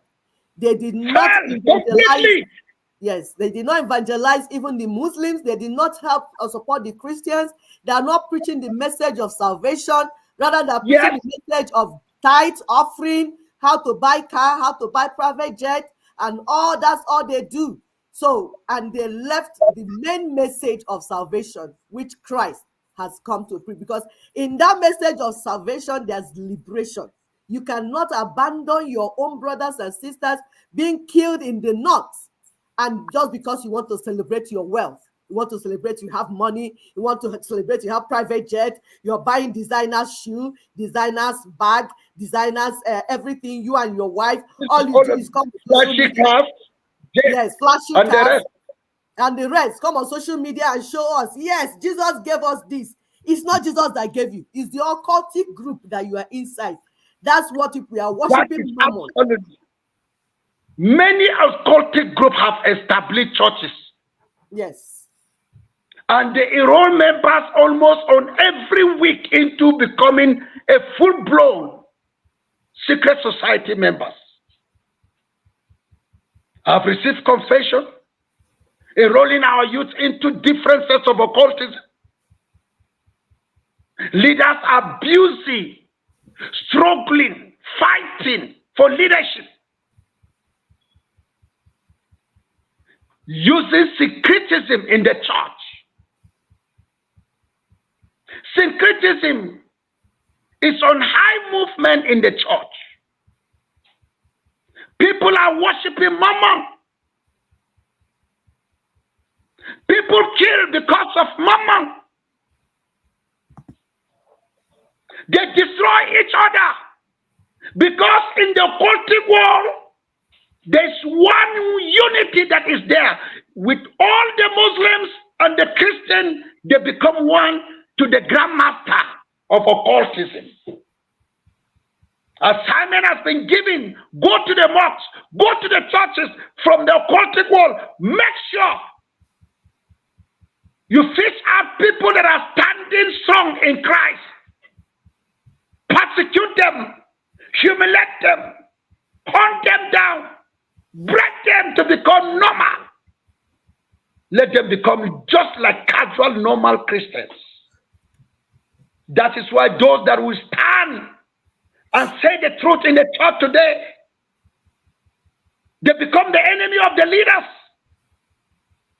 They become enemy of the church. And people will not understand, and people that are living on lies, on fetish things, they are the lovers in which the church of today are embracing them. And this is what is happening today. Homosexual is on high increase. Thank you. Thank you so much. So please, can you bring your team so that we can interview them briefly as we round up? We will finish up now. Thank you so much, our viewers. Sister Mona, are you doing take-home points? Are you doing any ninas, or do we go immediately and interview the? Yeah, let's go ahead and interview them so they can. For network will be bad. So please, he came with a team so that you hear from them. They will introduce themselves. They will say their name and say greetings to the people so that you know that what he's saying, he is not just telling gathering story. The real people that it happened to die here with him, and they will introduce themselves. This is the secretary. Okay. Thank you. His face, please. Okay. Yeah. Thank you. Okay. Good, good. Good evening. Good evening. Once again. Yeah, I'm by name David Nanpet, the camp secretary, IDP camp secretary. And you've talked at length with our daddy. He has done justice to every bit of what happened. But the truth is, you people have analyzed everything that is there. The truth is, we just have a common enemy. It's just an Islamic agenda that was made long ago to see that if you're not a Muslim, you don't deserve to be in Nigeria. And the truth is, we're privileged to be here and we're proud of being here. We can't dispute that fact. God has a reason why we're here. And we cannot all go and live somewhere and allow them to have this land. So definitely, some people like our Reverend have to stand in between the gap, and people like you too. So the truth is, we've seen what we've seen, and we're just ever ready to, sit and defend this land because we don't have any way to go. If at all they dispatch these people, this set now, they are sent to IDPs. The next day, another set of people. Before you understand, they have grabbed the whole of Plateau State, and particularly Plateau State, because Plateau State is just like the Jerusalem of Nigeria. Yes, where Christianity is very strong, is at the high increase here in Plateau State. So the common enemy there is just to put fear in us, have us in our heart that we don't even belong to the Christ. The Christ we worship is not even existing by putting fear in us. That's just the common enemy we're fighting.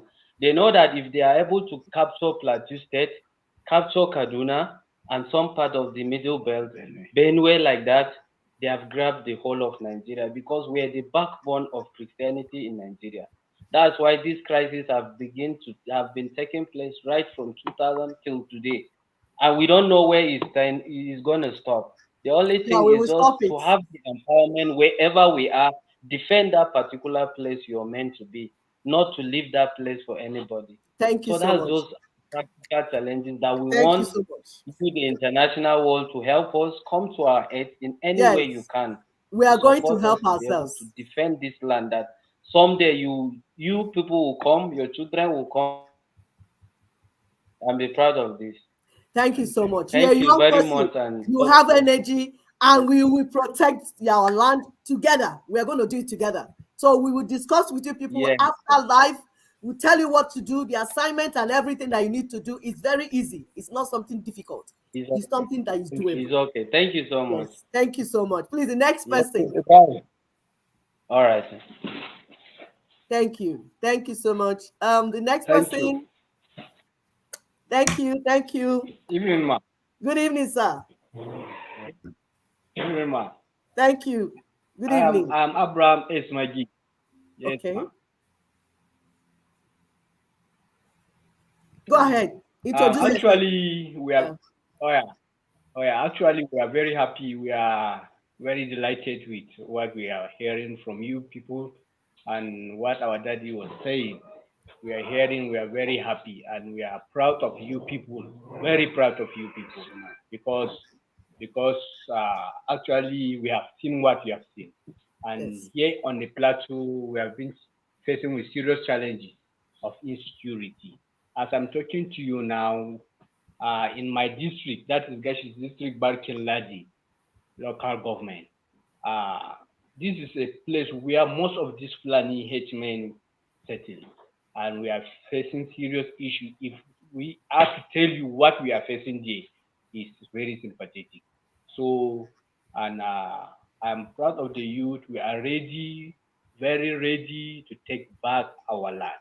Good. We are very ready, Good. as I'm Good. talking. Good. Yes, ma'am. Good. Thank you, sir. Thank you, sir. Okay, next person, Okay. please.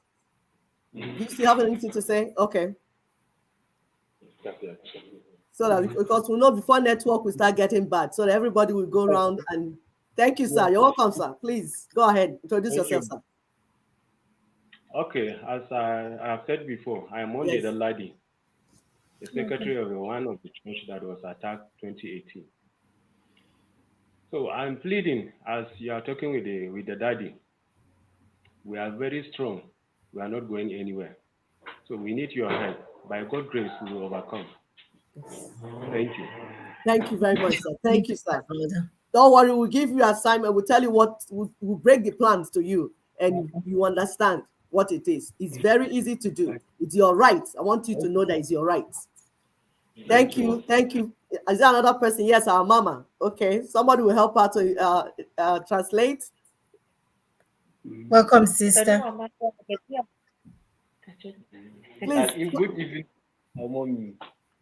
Good To evening, ma. mama kin ga muna nan a nan muna nan a kasar mu har wa yau muna nan ba za mu taba mu ba Fulani wuri ba har wa yau muna roko gaba gare ku domin ku tura mana security har yau muna nan a hurum da darwat ba security dan Allah taimaka mana. That she's pleading that they are standing on their ground. They are not moving to anywhere.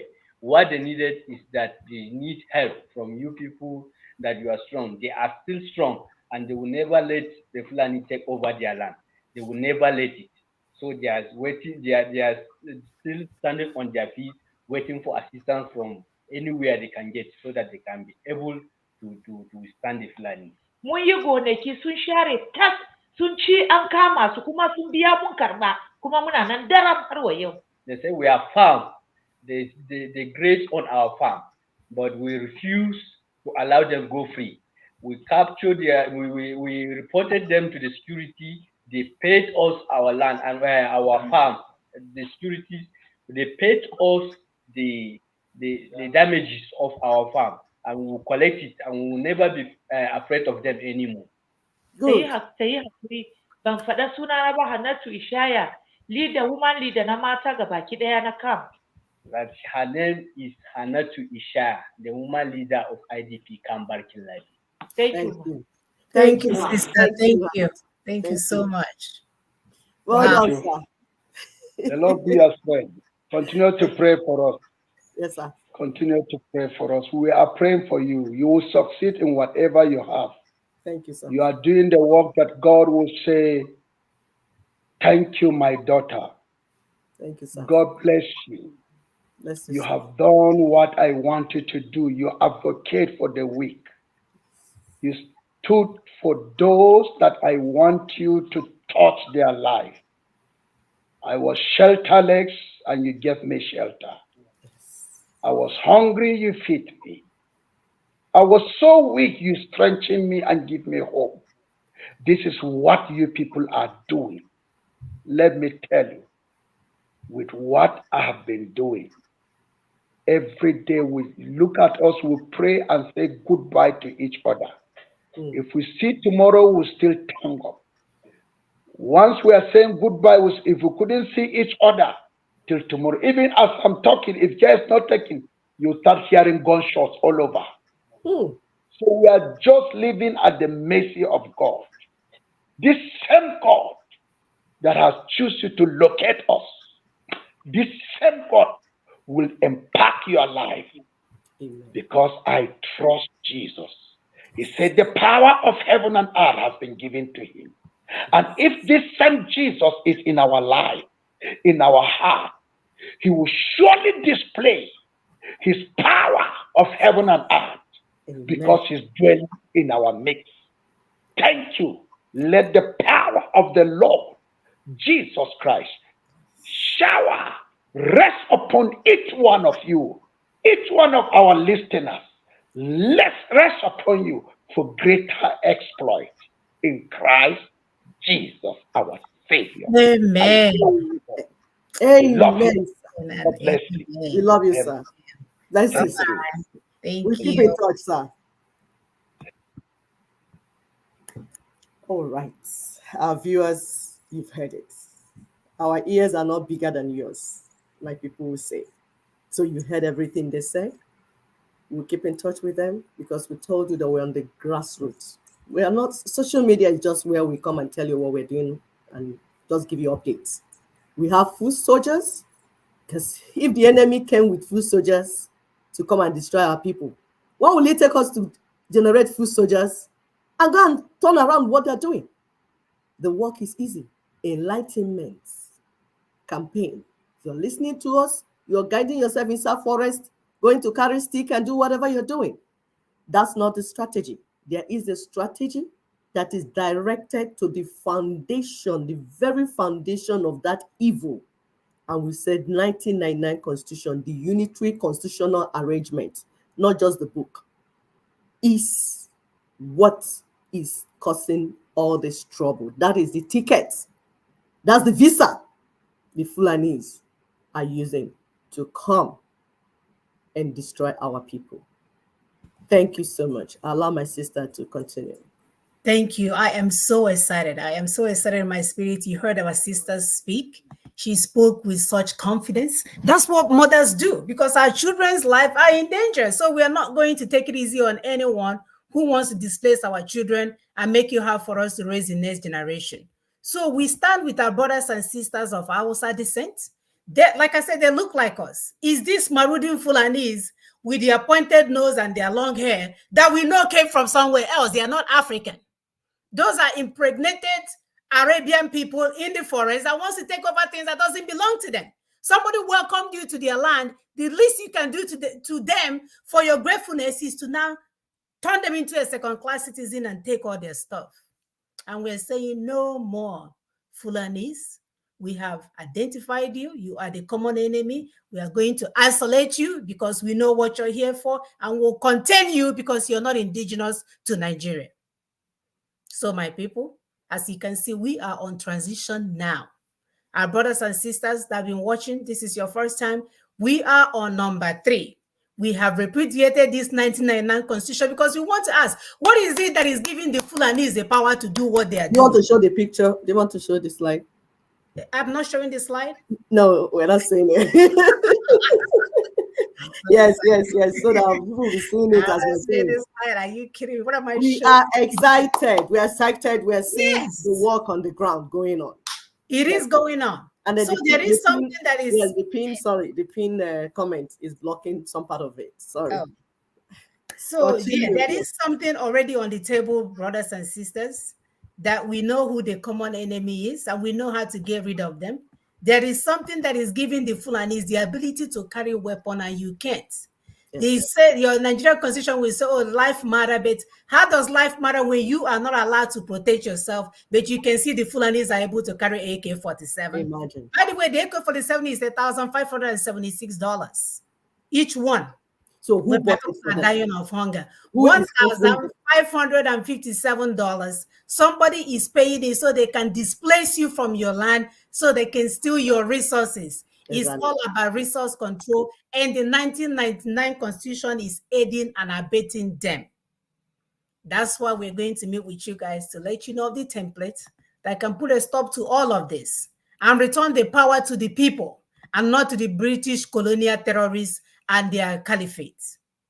So we are on number 3. As you can see, our step to new constitutional order, we are number 3, transition now, meaning that we're going to insist that everyone who's claimed to be running that place called Nigeria need to move on to transition so that we can do our referendum, decide if we want these marauding Fulanis to continue to subjugate us and take our land and sleep with our women and tell us to tell them thank you, or they will come for you.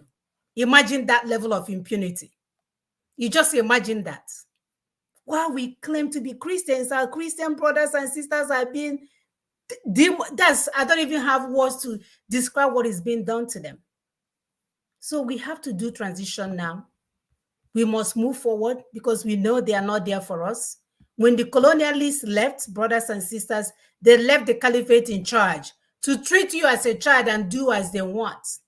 That's why even for you to run an election, St. Peter will have to go to 10 Downing and get permission because the place doesn't belong to you. It's only when we write the constitution that we want that we'll decide who can come into our country and make recommendations and steal resources. That's if we want. So because of time factor, we just want to move on.